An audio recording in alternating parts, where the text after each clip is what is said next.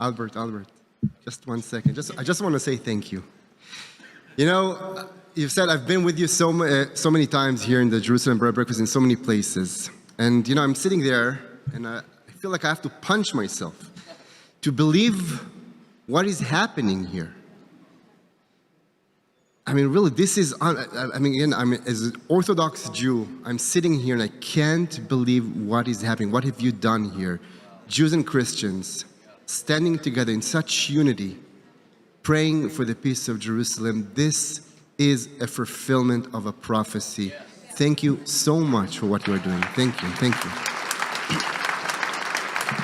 And we are committed to the same vision that Isaiah said. You spoke about the temple, and Isaiah speaks about exactly that. He said that at the end of the days, the temple will be firmly established at the peak of the mountains, and all nations shall stream to it. From my house shall be a house of prayer for all nations. And this is the vision that we are all here trying to serve. So thank you again so much for what is happening here, really.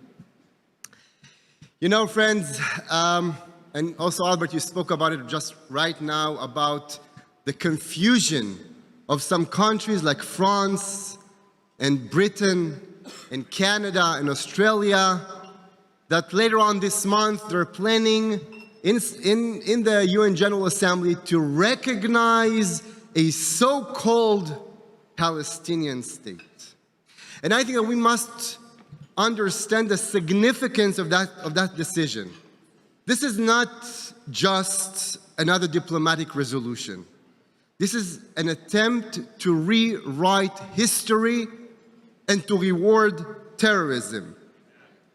Friends, a Palestinian state is not the solution. It is the problem. It's a dangerous, dangerous lie built on dangerous illusions. You know, we will never forget what happened on October 7th. We will never forget how babies were beheaded, how women were raped, how families were burned alive.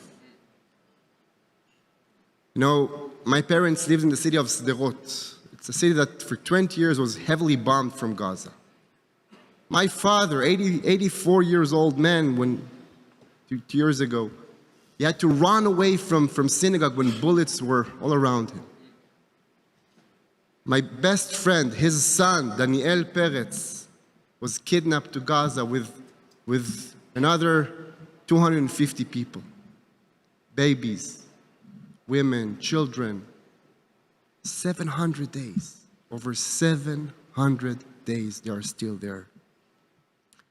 And instead of rallying behind Israel in its just war against this evil, these nations are now saying, you know, let's give them a state. So we must ask, what kind of message does that send to the world? That if you massacre innocent civilians, then you receive a political recognition? That if you burn down music festival, you'll be welcomed to the international arena? This is not justice. This is not morality. And this is certainly not the way to promote peace. Because even those who still believe in the so-called illusion of the two states must admit that it was only meant in order to promote peace. But what kind of peace will be advanced by recognizing a Palestinian state where 80% of its people justify the massacre of October 7th and saying that if they're given the chance, they will repeat it again? What kind of peace will be promoted by a Palestinian authority that until this second didn't condemn the atrocities of October 7th, who pays terrorist salaries in order to kill Jews, who teach their kids to hate and kill? What kind of peace will be built when, after the worst massacre of Jews since the Holocaust, the nations of the world roll out the red carpet for Hamas, ensuring they will control this new state the moment they can. This is no peace. It's a moral blindness. It's a legitimization for terror that will only invite more and more of it. And you know, I think that there's a deeper truth here. There's something strikingly common among all those countries who are now pushing to recognize the so-called Palestinian state. You know what it is? Not just failures. They gave up hope. They have surrendered their willingness to fight for their identity, to fight for their culture, to fight for their values. They have accepted the jihadist takeover of societies. And it is difficult for them to watch Israel on the front line fighting, not surrendering. Friends, Israel will not surrender. We will fight this war all the way till the end, and we will win.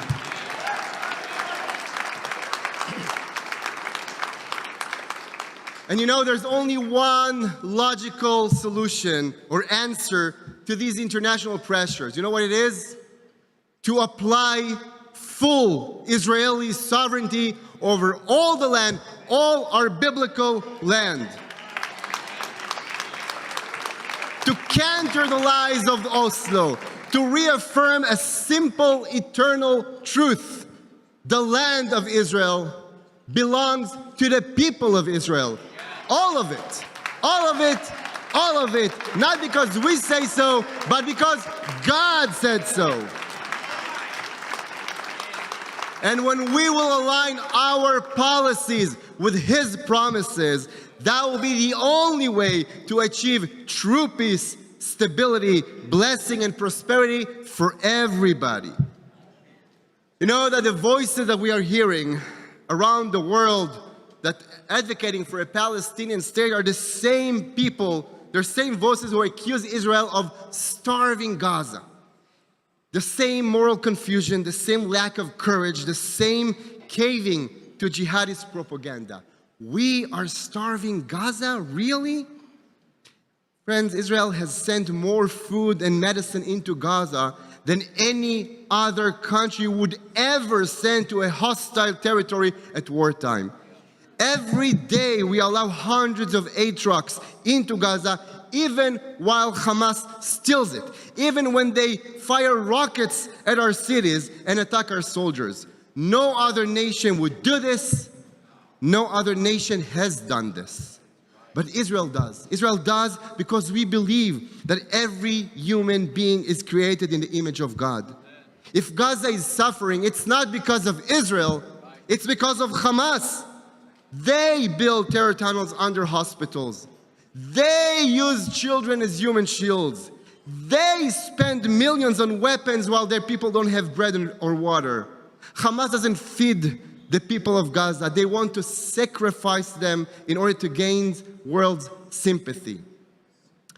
And you know, I think that in a stark contrast to the moral confusion of France, the UK, Canada, and Australia, there's one world leader who does not cave to this pressure, a leader who distinguishes between good and evil, a leader who understands that you should not try to appease terrorists, you should destroy them. So from this podium, on behalf of the Jewish people, I want to say thank you, President Trump.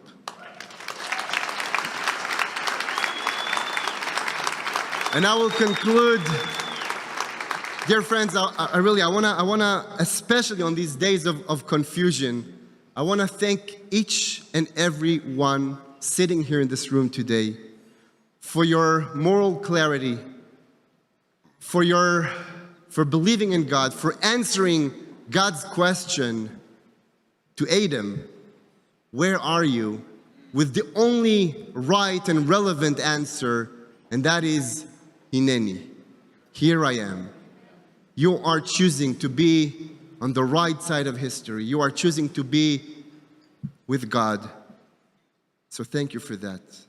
And I wish to conclude by saying clearly, with your support and with faith and courage, Israel will never surrender to terror. We will never abandon our land, and a Palestinian terror state will never be established at the heart of our biblical homeland, no matter what they say in London, in Ottawa, or in Paris. Thank you so much, and may God bless each and every one of you. Thank you so much.